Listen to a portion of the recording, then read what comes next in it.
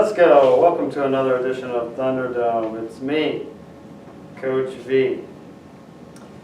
Okay, so today we're going to cover types of law in 6.5. So this is a 6.5 quiz. Follow along. Question number 1 begins right now. So, types of law out there. We got criminal law. All right, so this seeks to prevent people from deliberately or recklessly harming one another or another's property. It's what you think about when you think about people breaking the law, right? People have committed a crime, so people will get either, punished accordingly or set free. Depends on what happens in court. So when opposing sides in a criminal court present their case, it is known as an adversary system. An adversary system is just having an opposing side. And then an adversary game would be chess or checkers or football. I mean, those are adversaries, right? So an adversary system in the court would be one side versus the other side. The government is always the plaintiff when it comes to criminal law. It brings the charges against the accused.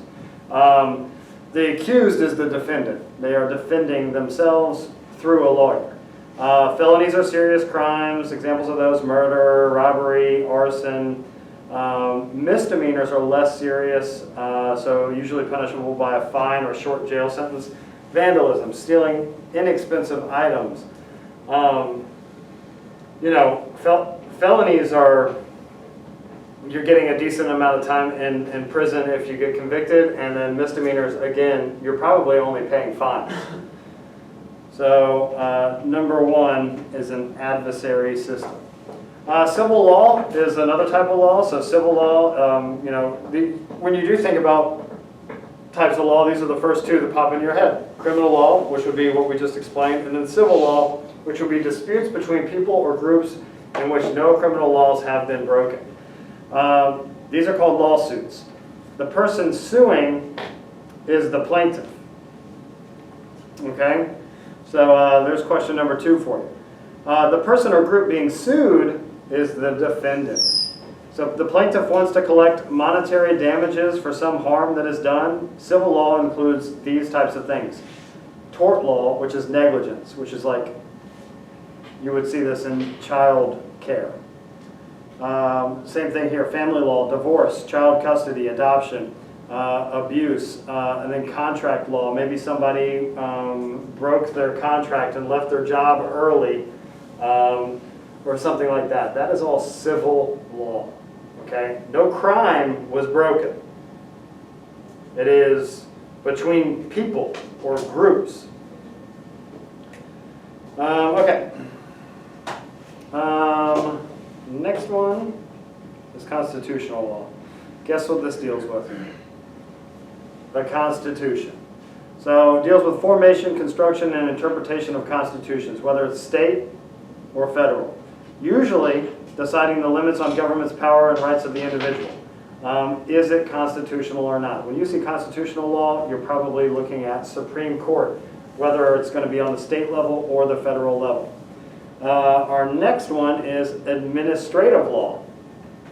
Administrative law basically allows the executive branch to do its job. So the executive branch, its job is to carry out or execute the laws to make sure that the laws are followed. So the rules and regulations that the executive branch must make to carry out its job. The example that it gives here is the Federal Aviation Administration, the FAA. It issued an order requiring commercial airlines to install a new type of safety device. That becomes law. Every plane has to have it in order for the executive branch to ensure safety of air flight, right? So, or air travel. So that is administrative law. That happens to be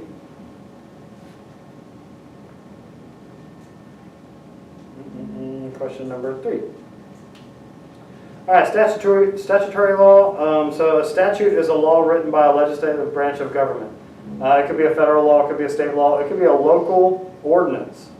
So this regulates our behavior and are a source of many other rights and benefits we take for granted. Example, speed limits. It allows us to get a driver's license. So these are the laws that we kind of adhere to get some of our rights and be able to do some of the things that we have the right to do in a safe way. So question number 4, setting a speed limit is an example of this type of law. That would be statutory law. 6, international law. Guess what this deals with? International stuff. So treaties, customs, and agreements between nations like NAFTA or something like that. You know, the North American Free Trade Agreement. That's what NAFTA stands for. So NAFTA is this agreement that every country in North America, Canada, the United States, and Mexico made. Basically said we will not charge each other for imports and exports in North America. We will be able to do that without these taxes called tariffs. Violations are brought into the International Court of Justice. The Hague, that's in the Netherlands, established the UN in 1946. Lack strong enforcement powers. So the UN basically can't do really anything unless something bad happens. But if you are in a court case and for some reason you are that court case is being heard in the International Court of Justice, you are and you have probably broken or been accused of breaking international law. So that's number 5. All right, legal rights in the United States. We've kind of talked about this already a little bit, but the American legal system, the United States Constitution is the supreme law of the land. Now, where did we get this from? We have some roots in England, obviously. You know, that's where a lot of our stuff came from to begin with, because we broke off from them in 1776. So roots in England, transferred with the colonists. So the colonists bring it over to the colonies, the New World, and they follow the same law. And at that time, it was English common law. And English common law did this thing where it just followed the rulings that happened before. Okay? So if there was a ruling that happened before, they would kind of look at it and be like, oh, you know what? 3 years ago, the same thing happened. And that's called a precedent. All right, so this right here, number 6, English common law was based on precedents, prior rulings by the court. That's true.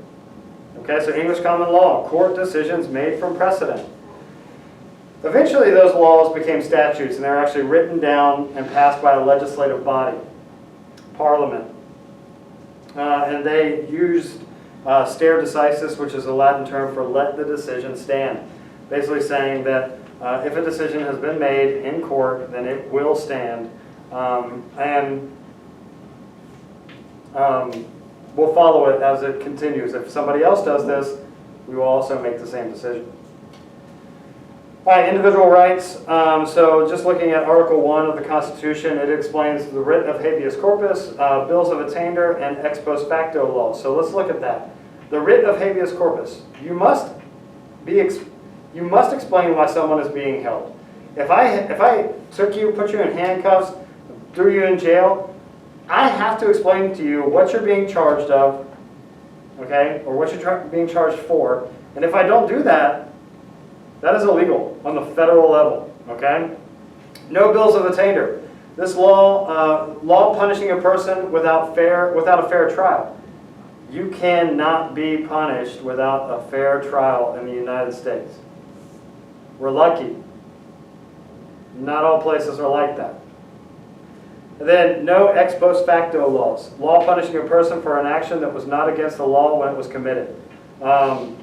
Basically saying once something changes, we can't go back and say, you know what, you did something wrong 6 years ago when this wasn't illegal.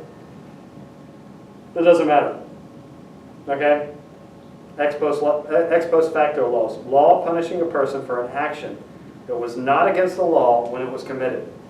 And then you look at the 5th and 14th Amendment, due process, that's proper exercise of law, basically saying, did you go through the process of being charged, going through a trial, and then a verdict. And then the 5th Amendment, well that's the 5th Amendment. The 14th Amendment is equal protection under the law. basically saying that the law applies to all citizens of the United States. All right.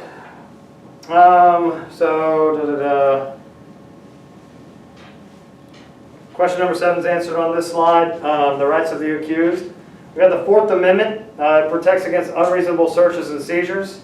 That was kind of decided in Mapp versus Ohio. Remember, in Mapp versus Ohio, a house was searched. They were looking for something, and they ended up finding something else. And that person was charged for having this thing, which happened to be pornographic materials at the time, and that was illegal in Ohio. They illegally obtained those things from this house, and so the Fourth Amendment protects against that, and that was thrown out because they obtained that stuff illegally. So the Fourth Amendment protects against unreasonable searches and seizures. The Fifth Amendment, no double jeopardy, can't be charged for the same crime twice. No self-incrimination. Miranda versus Arizona, that says you have the right to remain silent. Anything you say or do can be held against you in a court of law. You have to be informed of these things when you're arrested. If not, the charges are dropped. And then you have the right to a grand jury. That's also in the Fifth Amendment. What is a grand jury? It doesn't decide whether or not you're guilty or innocent. It decides if there's enough evidence to even bring it to trial. If there's not enough evidence to bring it to trial, then you don't go to trial. And nothing happens to you. The charges are dropped. So they only decide if enough evidence is there to go to trial. So question number 7, a grand jury decides on guilt or innocence. That is false.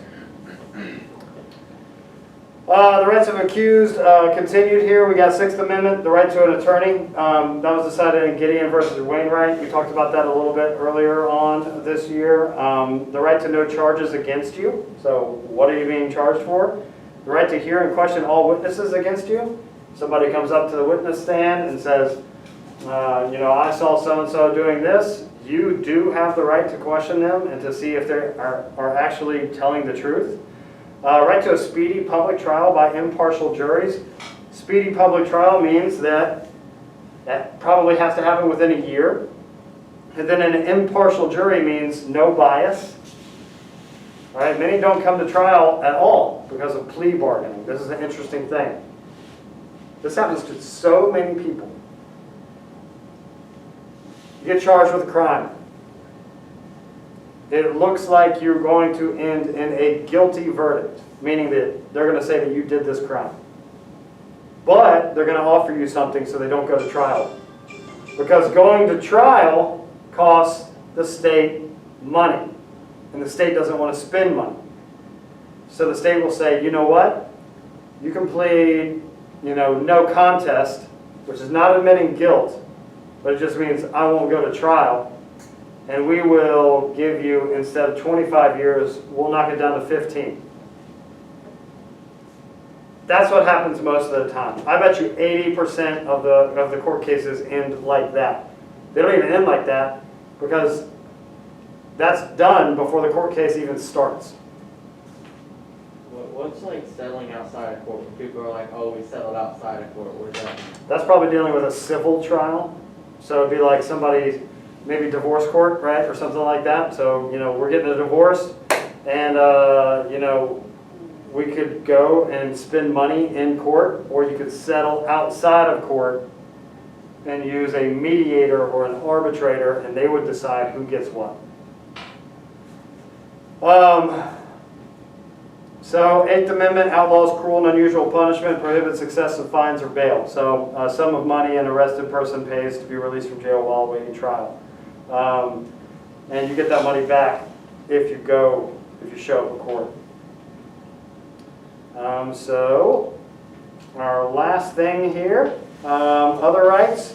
You have a right to appeal your case, okay? Now, the appeal might not be granted. You could file for appeal and that could be denied. Right to be presumed innocent until proven guilty. The burden of proof is on the state or government. This is an interesting thing these days because media is so present in all of these big name cases and stuff like that. that, you know, Casey Anthony, I don't know if you remember that at all, but, you know, a woman was charged with killing her daughter. And it was such a public trial. And all of these news anchors and everybody were basically saying how guilty she was and all this kind of stuff, and she was a murderer and all that kind of stuff. And she was found to be not guilty. But since the media covered it like she was guilty, that she was presumed to be guilty by the public while the trial was going on. It was an interesting thing. You see this happen quite often now. But right to be presumed innocent until proven guilty. And then the only crime defined in the Constitution is treason. Waging war against the United States, joining or aiding the United States enemies. Think about spies. Think about espionage. Those types of things. So treason is the only thing listed in the Constitution as being a crime. And that brings us to our conclusion. Hit me with that theme song. I'll see you next time I see you.